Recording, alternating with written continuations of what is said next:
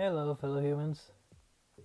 Um, I'm here fixing some stuff that in the past I was doing. I shared them in Facebook and show some animations that I was trying to do through Stop Animation, a program that iPhones have, which I recommend really good. It's a really good starting point for somebody that is trying to do traditional animation or stock animation of like figures and stuff like that. Is perfect program for anybody like that. And I was trying to do what is called blue screens, and I did some errors with the stuff, and it's trial and error. And now I'm gonna try to fix the problem again by doing some cutting edge technology. And this is basically what I'm hoping to achieve is not much more than just a basic blue screening, meaning I'm just gonna go ahead, cut them out completely, and edit whatever other parts that I need for later through iMovie, which actually has a blue screening as well. So what I'm gonna do is I'm gonna edit both in animation and then go into editing software. So let's begin.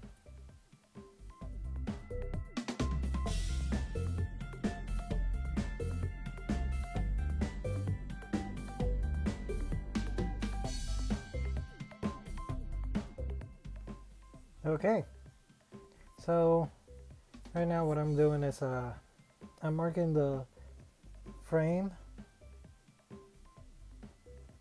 and the motion. In this sense, I'm gonna be able to know what motion this is and at what frame I'm at. I'm just doing this one as an example. Now, this is what I'm doing right now. Since I don't have that much of a good blue screen kind of a color going on, what I did is use my cutting edge technology. I gotta stop. And I actually gonna use a cardboard cutout in blue, which I'm gonna just put, and the blue is just gonna go ahead and help me out. Best part about this, I'm using blue screen because any shadow, as you can see, the camera is gonna pick up.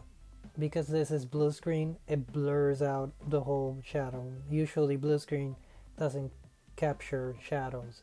Green screen usually captures the shadows, but in this case, because the character in this specific animation is just red, and please do not ask me why he's naked. He's a little bit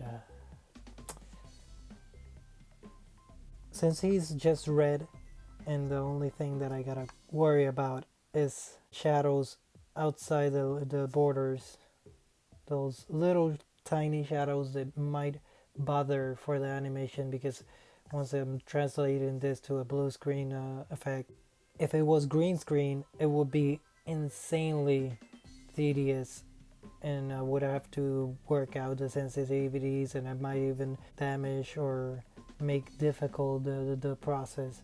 If you want to know better about blue screen or stuff like that, there's Corridor. They talk about it quite well. There is Captain Dissolution. He's another guy that works with FX all the time and can explain it better. But for now, this is the best I can do. I will see if this actually works out. Um, I'm gonna see if this can be my format for now. Yes, for sure. It's gonna be a little bit difficult to actually align this stuff, but because I have a setup that I can actually onion skin, it's gonna be a little bit easy and not as tedious as every other problem I've been confronted with. So for now, this is gonna be my project. Like remember, if you're doing this kind of animation, one of the things that you're gonna have to do every time, you're gonna see it even when it's digital. They mark the frame and they mark the motion or position or specific characteristic of the frame that you're working at, because that way you're not gonna ever lose where you are in the frames. Always remember that if you're ever doing animation, keep your frames in order. If not, you might lose the track of something, and well, I gotta tell you, once you lose the track of it, since this is animation, you got at least 24 frames per second, meaning 24 frames in a second that you gotta have to manage, and you lose the count. So always mark your frames, specifically not the frame of the whole composition, the frame of the motion, meaning whoever is in motion in that moment, you mark their frame.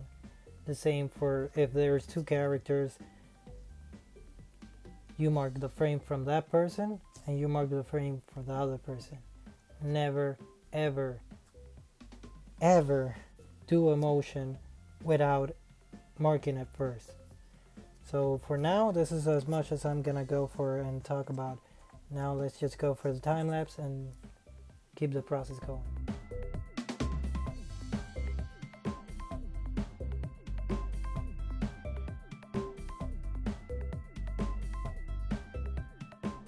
Here we have the first stack of the motion, and to explain what this motion is the walk cycle.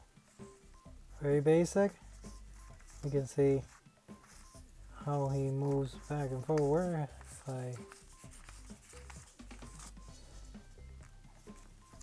And if we see the order, is pretty much what you would expect. And that's motion 1. Second motion is the body turn, full body turn.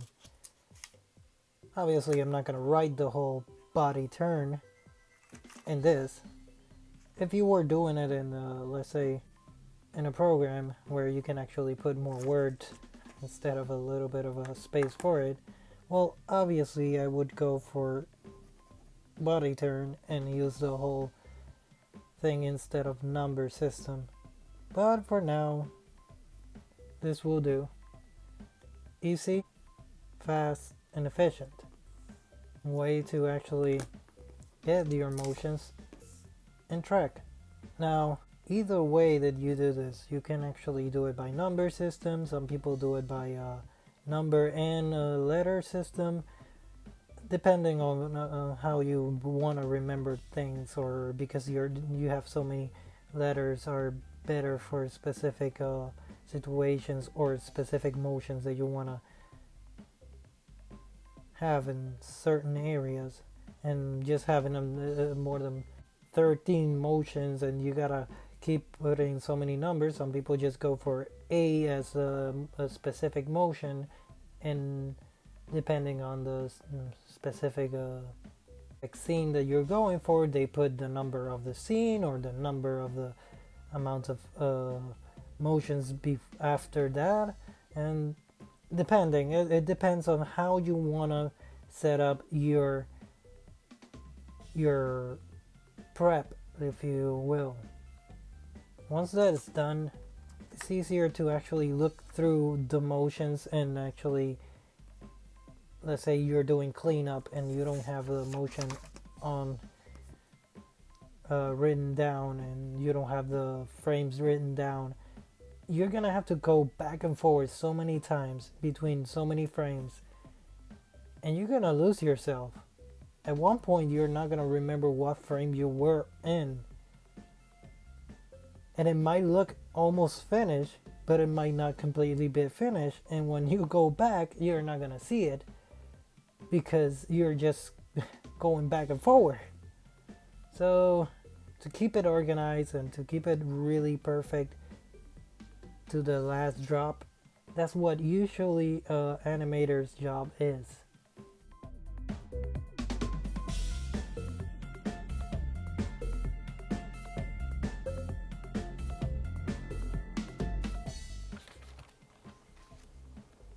So we finished two positions.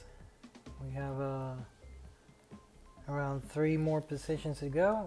One of them is quite a handful, as you can see, literally. One thing that you see here is that this is not the complete frame of it, and what I did is just made the part that is in motion. A lot of animators do this to actually get the motions faster and not have to redo parts of the animation that are already done.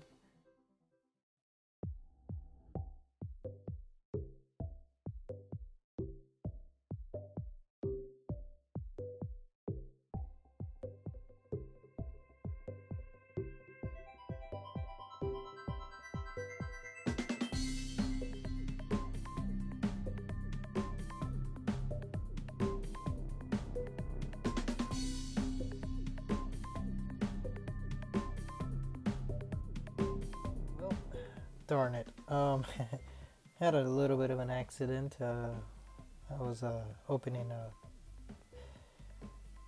can of Coke, and well, that's what happens when you open something like that next to paper. Never do that. Never. Actually, I'm just realizing something. Let me see. Yeah, this motion is actually in between. Huh. I just realized that this is the last frame actually. Yeah. See what I mean? When you know number your frames, it happens.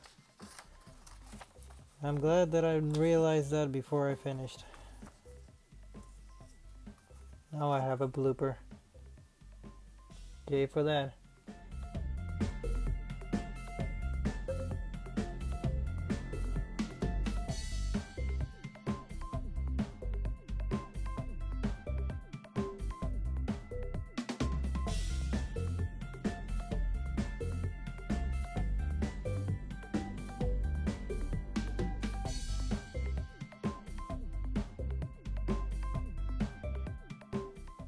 Okay, we're finished.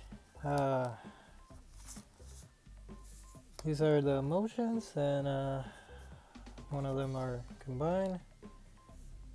Basically, that's it. Once I finish this up and do the animation, hope to see the project coming around, and hope to see you next time. Remember, if you want to help out, you can subscribe, hit the like button, and for sure you can go for my GoFundMe page and help me out. See you next time.